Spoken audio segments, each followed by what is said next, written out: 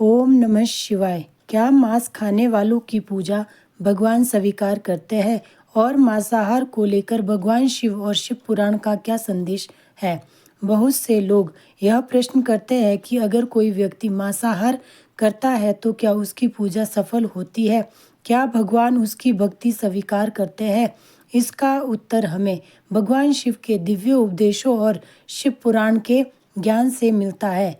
आज हम एक प्रेरणादायक कथा के माध्यम से इसे समझेंगे। नमस्कार दोस्तों, आप सभी का हमारे YouTube चैनल पर एक बार फिर तहे दिल से स्वागत है। तो दोस्तों, अगर आप सच में भगवान शिव के सच्चे भक्त हैं तो कृपया वीडियो को लाइक करें और कमेंट में हर हर महादेव जरूर लिखें।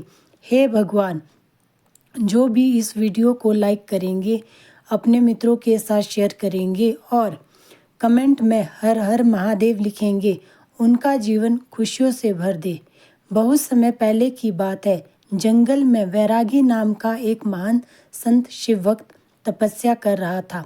वह बहुत ही धर्मपरायण और सात्विक व्यक्ति था। वैरागी दिन रात ओम नमः शिवाय का जाप करता था और केवल फल फूल खाकर जीवन व्यतीत करता था। उसी राज्य में वीरसेन नाम का राजा था। वह बहुत बलशाली था, लेकिन मांसाहार करता था और हिंसा में लिप्त रहता था। राजा वीरसेन को भगवान शिव की पूजा करने की इच्छा हुई। उसने अपने महल में एक भव्य महाशिवरात्रि महोत्सव का आयोजन किया और पूरे राज्य के पंडितों और भक्तों को बुलाया। राजा ने वैरागी साधु को भी आमंत्रित किया और कहा कि मैं भगवान शिव की पूजा करना चाहता हूँ। क्या आप मुझे आशीर्वाद देंगे?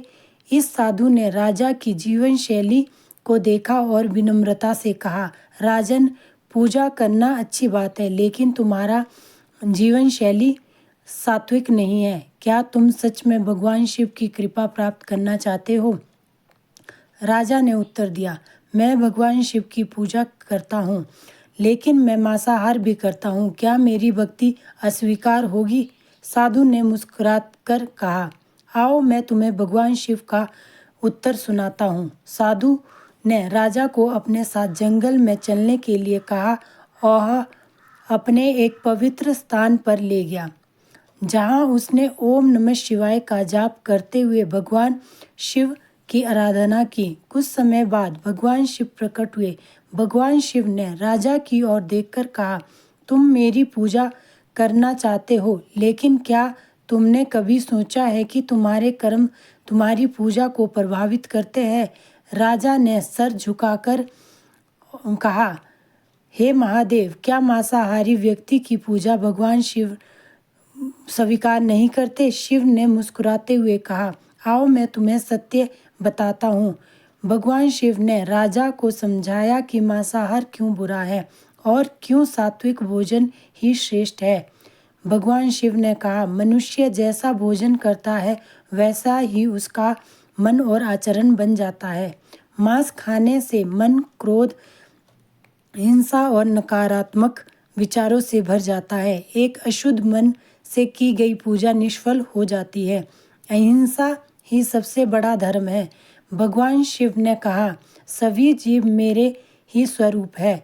जो किसी अन्य की हत्या करता है वह मेरी सत्ता को नष्ट करता है। जो मांस खाता है वह किसी निर्दोष प्राणी की मृत्यु का कारण बनता है और यह अधर्म है। भगवान इसकी पूजा से प्रसन्न नहीं होते। शिव पुराण में स्पष्ट किया गया है कि भगवान शिव को प्रसन्न करने के लिए सात्विक और शुद्ध आचरण आवश्यक है। भगवान शिव को बेलपत्र, जल, दूध, दही और फल प्रिय है। मांसाहार से व्यक्ति का आध्यात्मिक विकास रुक जाता है। भगवान शिव के यह दिव्य उपदेश सुनकर राजा की आंखें खुल गई। राजा ने हाथ जोड़कर कहा, हे महादेव, मैं अब समझ गया हूँ कि केवल पूजा करना ही पर्याप्त नहीं है, शुद्ध मन और आचरण भी आवश्यक है।